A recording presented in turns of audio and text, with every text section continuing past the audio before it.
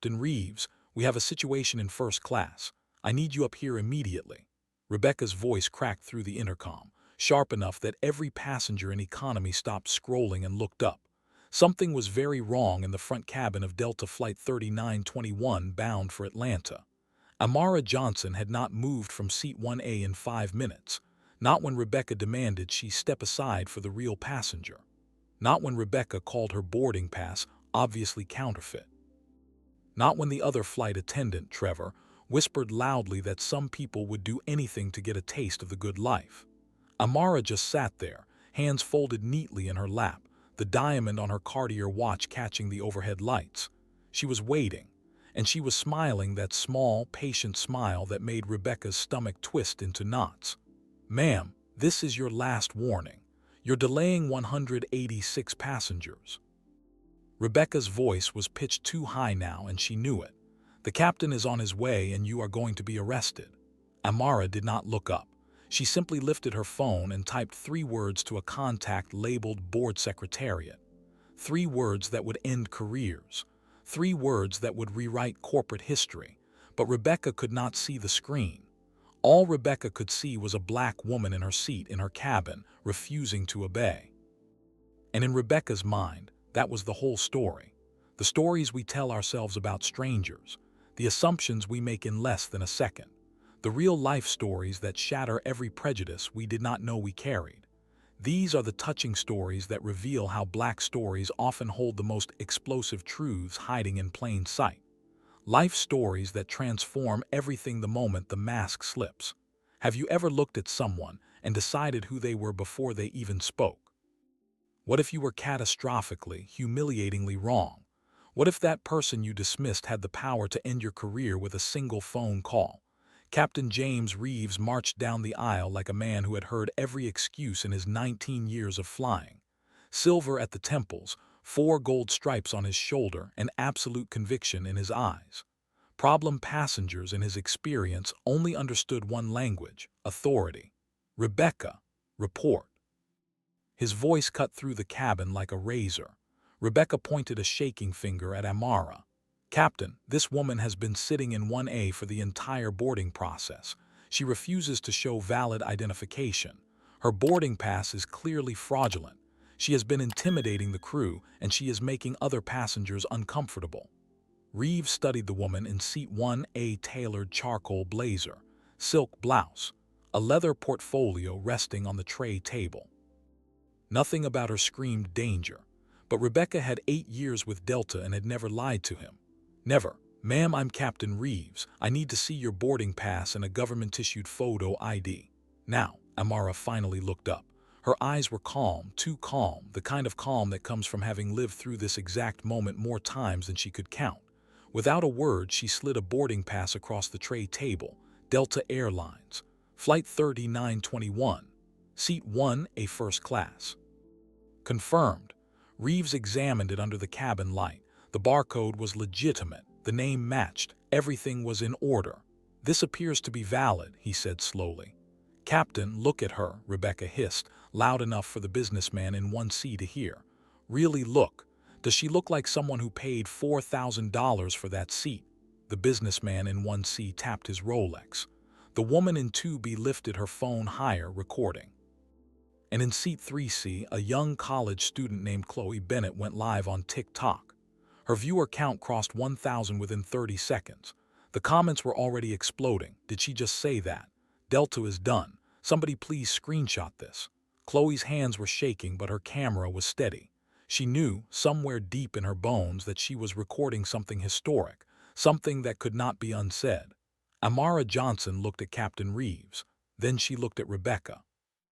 And in a voice so soft the entire cabin leaned forward to hear her, she said, "Captain, before you make your next decision, I strongly suggest you check your phone." Captain Reeves stared at Amara like she had spoken in a foreign language. His phone? What did his phone have to do with anything? He was the captain of this aircraft. He was the highest authority within these cabin walls. And a passenger, a delayed, uncooperative passenger, was telling him to check his phone. "Ma'am, I don't think you understand the situation." His voice took on the tone he reserved for the truly difficult ones. This is my aircraft, my authority. And right now, you are one phone call away from being escorted off this plane in handcuffs and charged with interfering with a flight crew. That is a federal offense. It carries up to 20 years in prison. Oh, I'm going to ask you one more time. Show me a driver's license. Show me a passport. Show me something that proves you belong in this seat. Amara did not move. She did not blink. She simply repeated in that same soft, level voice, "Captain, check your phone." Chloe Bennett's TikTok live had crossed 4,000 viewers. Her hands were trembling, but her focus was absolute. She had positioned herself perfectly, angled from seat 3C to capture every face, every gesture, every word. The comments were pouring in faster than she could read them. "This is disgusting. Somebody get this woman a lawyer. That flight attendant is done. Delta stock is about to tank. Save the video before they delete it." In seat 2B, the woman with the elevated phone had switched to Instagram Live. In seat 4A, a father of two was recording quietly on his lap, phone tilted just so.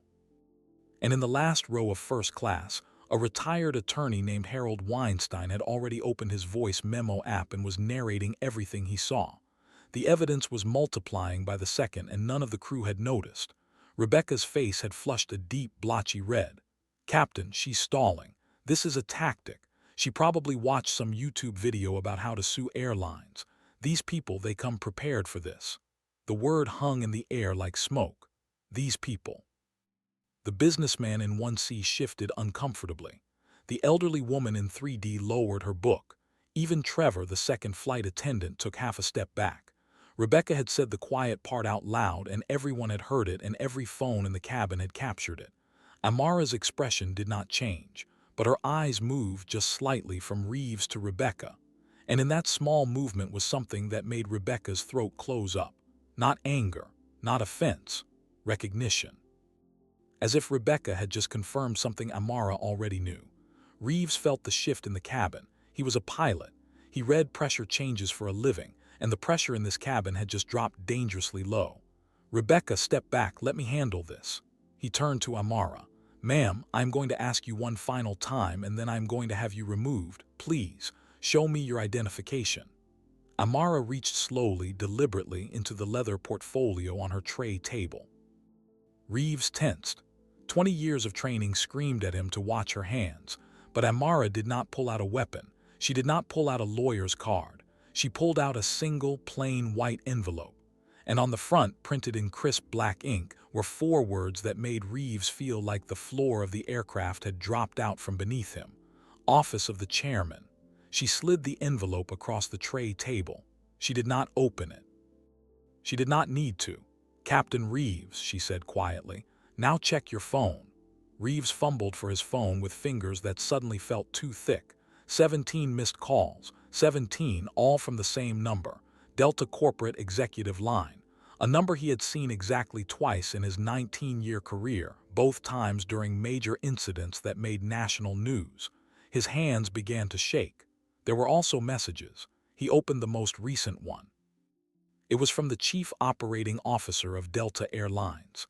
The message was 1 sentence long. "Captain Reeves, whatever you are about to do to the woman in seat 1A, do not do it. Call me immediately." Reeves looked up at Amara. His mouth opened. No sound came out. And in seat 1A, Amara Johnson simply folded her hands back into her lap and waited. Reeves swallowed. His throat felt like sandpaper. The businessman in 1C was staring openly now, no longer bothering to hide his phone. The woman in 2B had lowered her camera slightly, sensing the shift, sensing that whatever was about to happen was bigger than a delayed flight. Even Rebecca, standing at the front of the cabin with her arms crossed defensively across her chest, had noticed the color draining from her captain's face. "Captain, what is it? What did she send you?" Rebecca's voice was smaller now, less certain. "Is it a lawyer? Is she threatening us? Because that only proves what I've been saying, she came here to cause problems." Reeves did not answer her. He could not answer her. He was still staring at the message on his screen, reading it for the 3rd time, hoping that the words would rearrange themselves into something less catastrophic. They did not. "Excuse me for one moment." Reeves turned sharply and walked back toward the galley, his phone pressed to his ear. His stripes suddenly felt heavy on his shoulders, ornamental in a way they never had before. He was the captain of this aircraft. He commanded 186 lives, and yet he was walking away from a passenger like a schoolboy called to the principal's office. Every phone in first class tracked his retreat. Chloe's TikTok live climbed past 7,000 viewers. A screenshot of the caption, "Delta pilot walks away from black woman after checking his phone," had already been ripped from her stream and posted to X, where it was gathering momentum by the second. "Something huge just happened," Chloe whispered into her camera. "I don't know what, but I'm not moving until I find out." Her comments section exploded. "Stay on her. Don't cut. Whatever you do, do not stop recording." In the galley, Reeves pressed the phone against his ear and closed the curtain. "This is Captain Reeves." The voice on the other end was cold, clipped, and impossibly calm.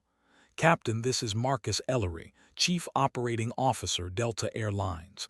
Do you know who is sitting in seat 1A on your aircraft?" Reeves opened his mouth, closed it, opened it again. "Sir, the passenger has not provided identification.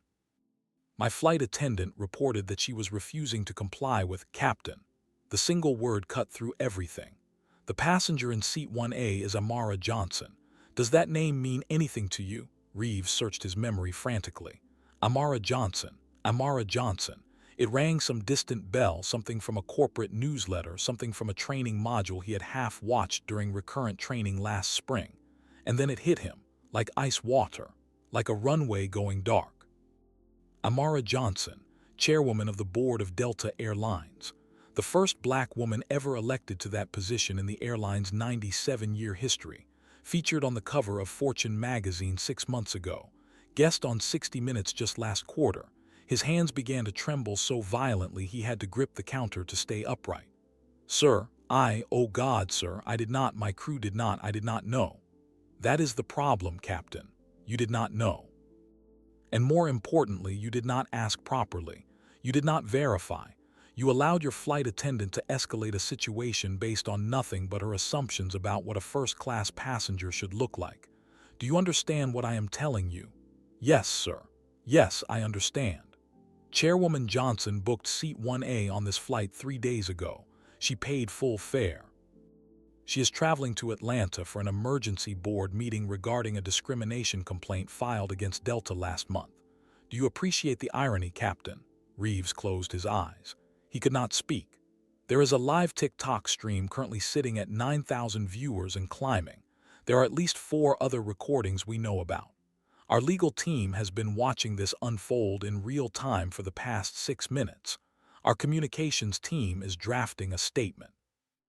Our stock price has already dropped 1.2% in after-hours trading, and we have not even taken off yet." Reeves gripped the counter harder. "Sir, what do you need me to do?"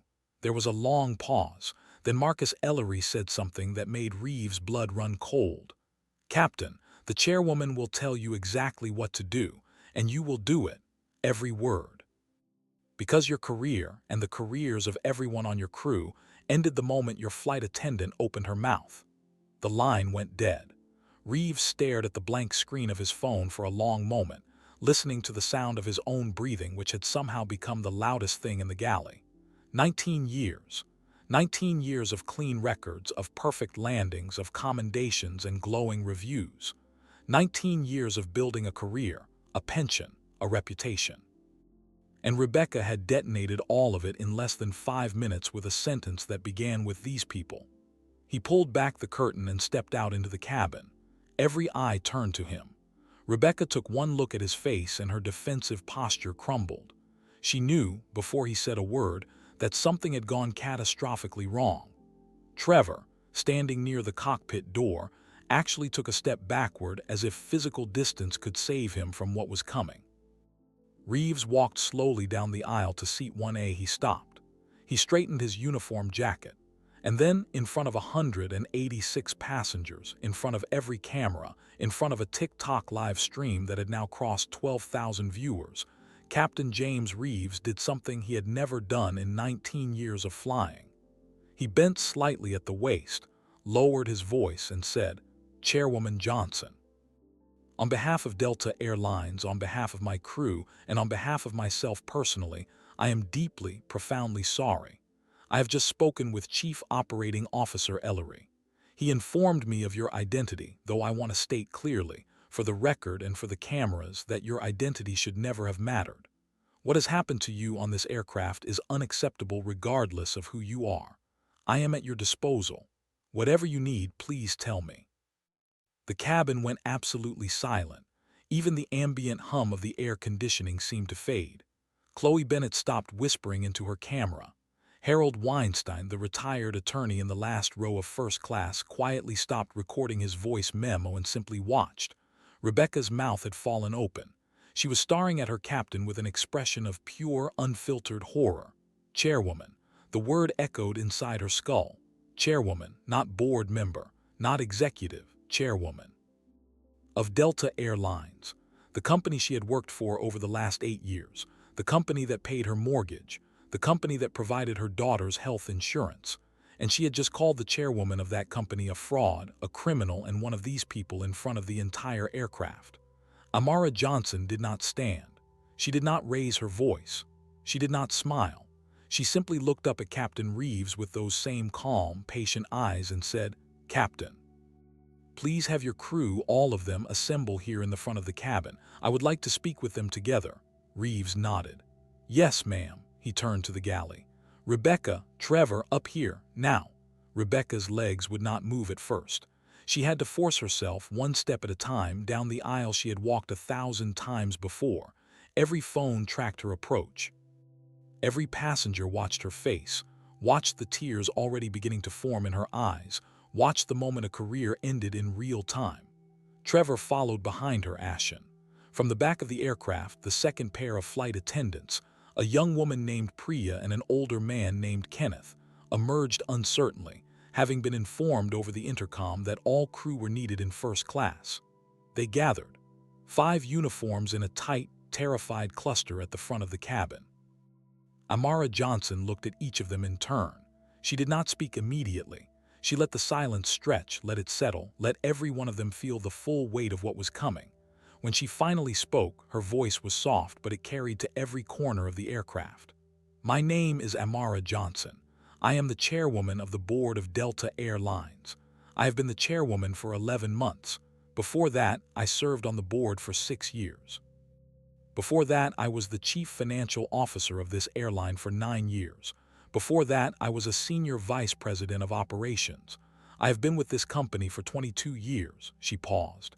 And in 22 years, I have flown on Delta aircraft more than 400 times. Today is the 17th time I have been treated exactly like this."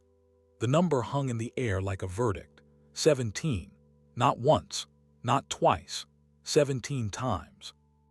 Rebecca made a small choking sound in the back of her throat. Trevor closed his eyes. Priya, the young flight attendant from the back, brought a hand to her mouth. Even Kenneth, who had done absolutely nothing wrong, looked stricken, as if the weight of the number implicated every uniform in the cabin. Chloe Bennett's TikTok Live had crossed 15,000 viewers. She was no longer whispering. She was crying, silent tears rolling down her cheeks as she held her phone steady with both hands. The comments had gone eerily quiet, the usual flood of reactions replaced by long strings of broken heart emojis and single words. 17, 17, 17. "I want you to understand something," Amara continued. Her voice never rose, it did not need to. "I am not telling you this number to make you feel guilty. Guilt is easy. Guilt evaporates the moment this flight lands. I am telling you this number because I want you to sit with it. 17 times I have been asked to prove I belong in a seat I paid for. 17 times I have been told my ticket looked suspicious. 17 times a member of a crew that works for a company I helped build has looked at me and decided before I said a single word that I was in the wrong place." She turned her eyes to Rebecca.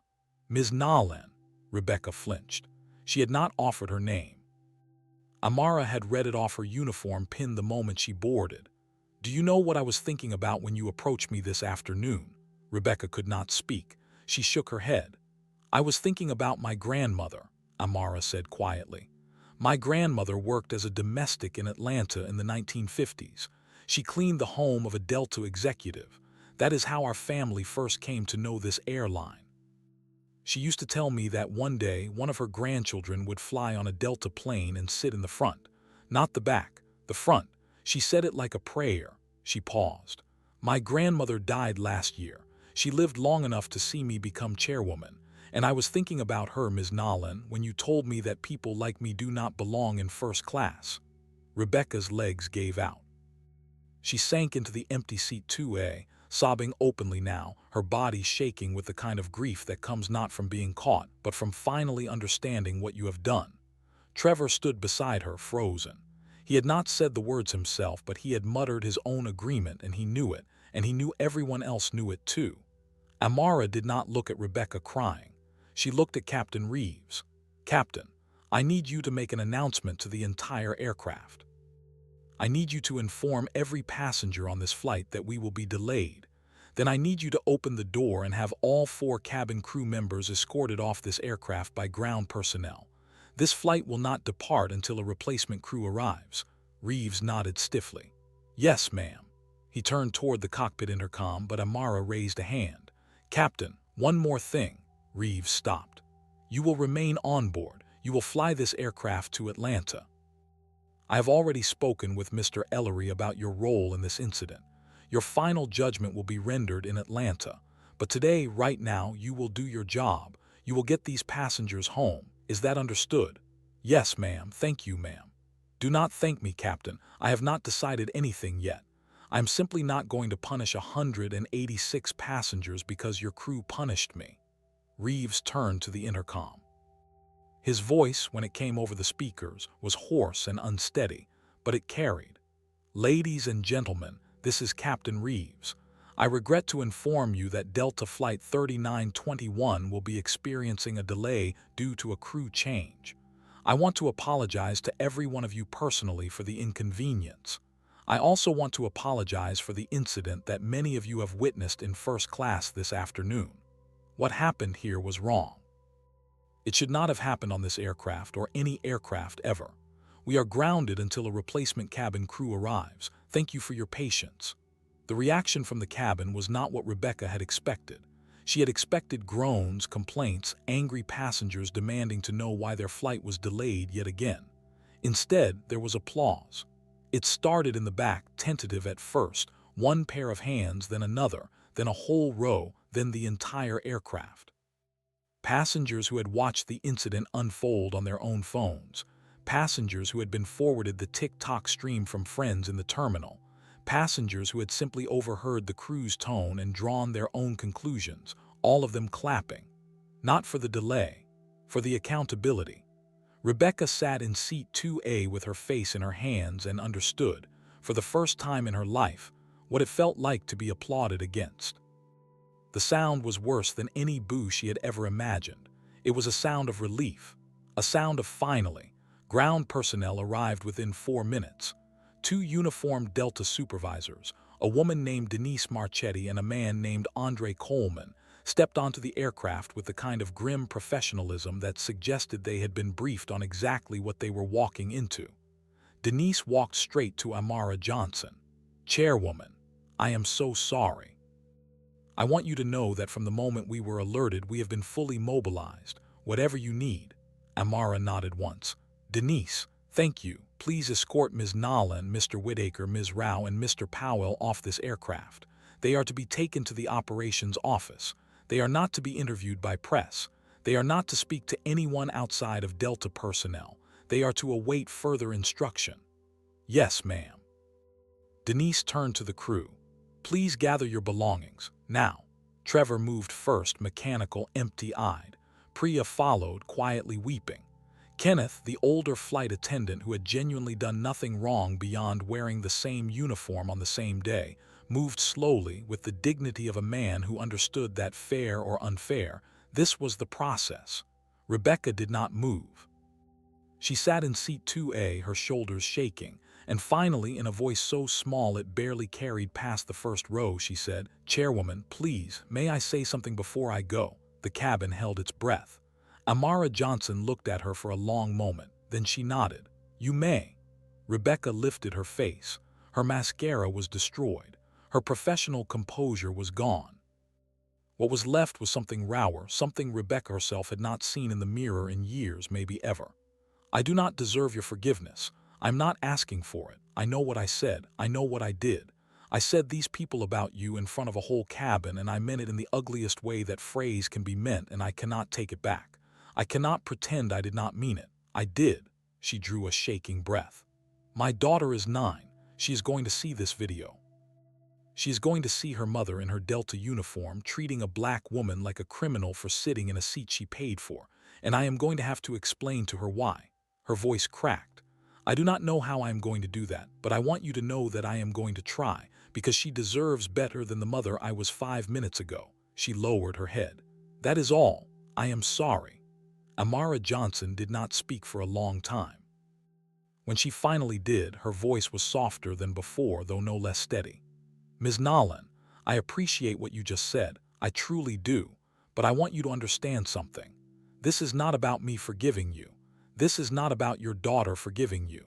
This is about the 22 years of Amara Johnsons who came before me on Delta aircraft, and the 22 years of Amara Johnsons who will come after me if we do not change something today. Your apology matters. It genuinely matters, but it is the beginning of your work, not the end of it. Rebecca nodded, unable to speak. Now please go with Denise. Rebecca stood. She walked past Amara. She did not look at any of the phones. She simply walked, and the cabin watched her go in silence. The moment Rebecca disappeared through the aircraft door, the cabin exhaled. It was a strange sound, collective and involuntary, as if 186 people had all been holding their breath at once without realizing it. Chloe Bennett wiped her face on her sleeve and turned her camera back to Amara. 22,000 viewers, she whispered, her voice raw. Chairwoman, if you can hear me, 22,000 people are watching you right now. They want to hear from you. Amara looked over at Chloe. For the first time since she had boarded, she smiled. It was a small smile, tired at the edges but genuine. What is your name, young lady? Chloe Bennett. I go to Emory. I was flying home for spring break. Chloe, would you please point your camera at me? Chloe nodded and steadied her hands. 22,000 viewers, then 23, then 25. The stream was climbing so fast the numbers were unreadable. Amara did not stand. She stayed in seat 1A, hands folded on her tray table, and spoke directly into Chloe's camera as if she were speaking to a single person across a kitchen table. Good afternoon. My name is Amara Johnson. I am the chairwoman of the board of Delta Airlines. Some of you have been watching what happened on this aircraft over the last 20 minutes. Some of you are just joining. I want to say a few things directly to you, before the press releases go out, before the lawyers get involved, before this becomes a headline that scrolls past you on your feed. She paused. What happened to me today was not new. Not for me. Not for millions of black women, black men, black passengers who have been sitting in seats they paid for, on flights operated by every major airline in this country, for as long as there have been airlines. What was new today was that I had the ability to stop it in real time. Most people do not have that ability. Most people have to sit there. Most people have to swallow it. Most people have to get up, gather their bag, and walk to the seat someone else decided they belonged in. And then they have to fly home and pretend it did not happen, because if they say anything, they will be labeled the problem. She looked directly into the lens. I refuse to let that continue on my airline. The stream cracked past 30,000 viewers. It was being clipped, screenshotted, forwarded. A CNN producer in Atlanta had already grabbed the feed and was patching it into the network's evening broadcast. An Associated Press reporter had opened a document titled Delta Chairwoman Live Statement and was transcribing in real time. Amara kept speaking. In the next 24 hours, Delta Airlines will announce a comprehensive package of reforms. Every one of our 40,000 flight attendants will complete new bias training, not a video, not a checkbox, in person over 3 days, with real facilitators and real accountability. Every incident of alleged discrimination will be investigated by an independent third party, not by Delta. Every passenger removed from a premium cabin will trigger an automatic review, and if the pattern shows bias, the crew member will be terminated. Not suspended, terminated.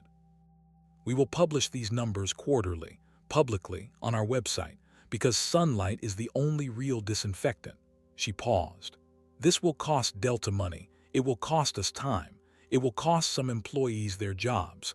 And I want to be very clear with our shareholders who are watching right now. Our stock price may drop again tomorrow. That is fine, because the cost of doing nothing is higher. The cost of another Amara Johnson boarding a Delta flight and being told she does not belong is a cost this company can no longer afford to pay. She stopped. She looked at Chloe. She looked past Chloe at the passengers who were now openly weeping in seats 2, 3, and 4 rows back. And then she said something that would be clipped, quoted, and printed on protest signs for the next 6 months. Dignity is not a first-class amenity. It is a boarding pass everyone deserves.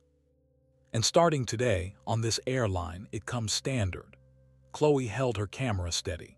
The stream crossed 40,000 viewers, and somewhere in Atlanta, a public relations director began drafting the most important press release of her career. The replacement crew arrived 23 minutes later. 4 flight attendants, hastily pulled from a Delta flight bound for Boston that had not yet boarded, walked onto the aircraft with the kind of wide-eyed alertness of people who had been told in the briefest possible terms exactly what had happened on this plane. The lead flight attendant, a woman in her 50s named Yolanda Price, walked straight to seat 1A. She did not bow. She did not grovel. She simply extended her hand and said, "Chairwoman Johnson, I am Yolanda. My crew and I are ready to fly you home." Amara shook her hand. "Yolanda, thank you. Please treat every passenger on this aircraft the way you would treat me. That is all I ask." Yolanda nodded. "That is what we always do, ma'am." And she meant it. Amara could tell she meant it. The two women held each other's eyes for a moment longer than necessary. One of those unspoken exchanges that pass between black women who have both, in their own ways, spent decades navigating spaces that were not built for them. Captain Reeves emerged from the cockpit to conduct his safety checks.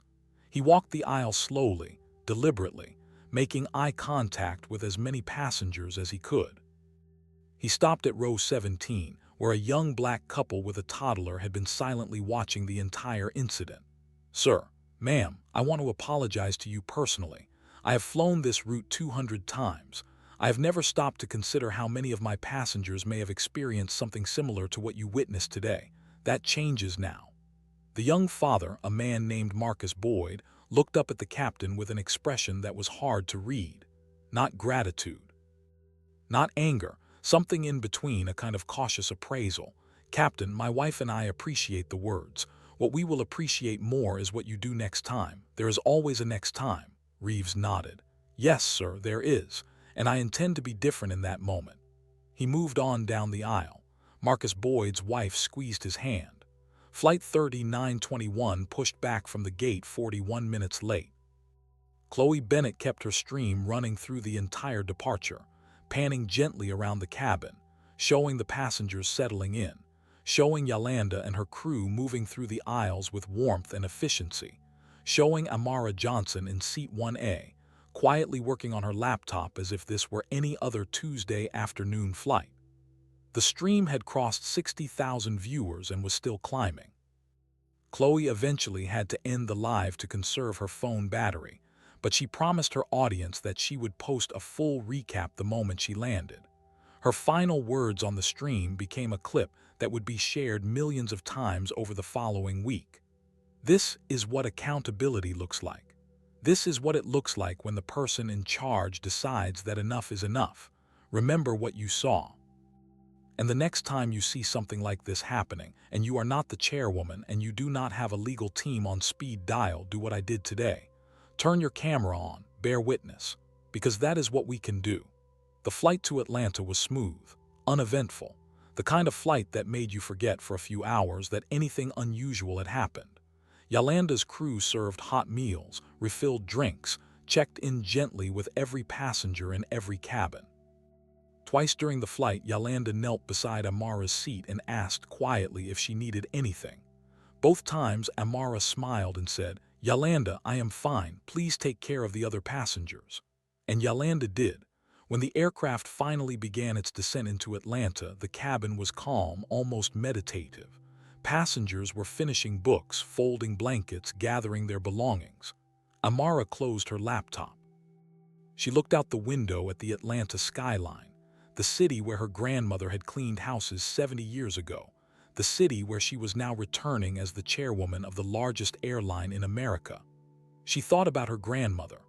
She thought about the 17 previous incidents.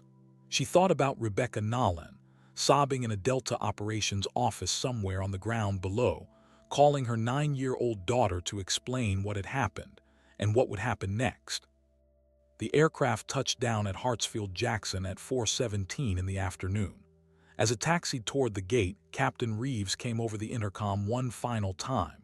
"Ladies and gentlemen, welcome to Atlanta. Local time is 4:17. On behalf of Delta Airlines, I want to thank you for your patience today. Every one of you witnessed something difficult on this flight. Some of you recorded it. Some of you shared it. Some of you simply sat with it. All of those responses were valid. I want to leave you with one thought before you deplane. My name is Captain James Reeves. I have been flying for Delta for 19 years. Today, I learned something about myself that I did not want to learn. I hope when I am flying you again in the future, I will have earned back the trust I lost this afternoon. Thank you for flying with us." He clicked off. And then, after a beat, he added quietly, "Amara, thank you." There was no applause this time. There was something better. There was a silence that felt like acknowledgement. When the aircraft door opened, a small delegation was waiting on the jet bridge. Marcus Ellery, the chief operating officer, in person. 2 Delta board members. A senior communications executive holding a phone that had not stopped buzzing for the last 3 hours. And behind them, a small, respectful cluster of press, held back by a velvet rope and a Delta media relations officer. Amara stood. She gathered her leather portfolio. She looked down at Chloe Bennett, still seated in 3C, and said, "Chloe, please email my office. My assistant will send you her details. I would like to meet with you before you return to Emory." Chloe's eyes went wide. "Ma'am, yes ma'am, absolutely ma'am," Amara smiled. "Just Amara is fine, Chloe. You did something today that most adults twice your age would not have done. Do not let anyone tell you otherwise." Amara walked off the aircraft first, as chairwomen do. She was greeted quietly by Ellery, who did not attempt any performative apologies. He simply said, "Amara, the car is waiting. The full board is assembled. Ready when you are." She nodded. Before she walked past the press, she stopped, turned, and looked back at the aircraft one final time. The passengers were beginning to deplane behind her. Some of them nodded to her. Some of them applauded softly. A few, the ones who had been recording, held up their phones one last time, capturing the image of the woman in the charcoal blazer walking calmly through the jet bridge into whatever came next. Amara did not stop for the press. She did not answer shouted questions.